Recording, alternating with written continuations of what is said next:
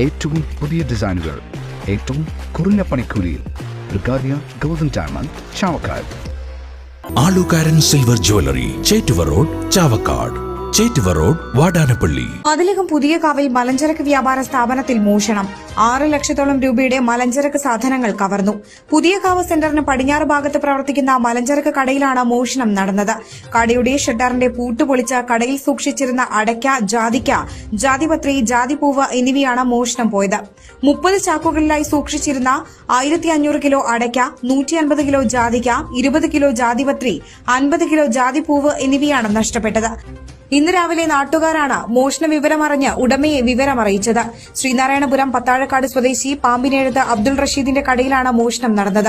Mathilakam police കേസെടുത്ത് അന്വേഷണം ആരംഭിച്ചു.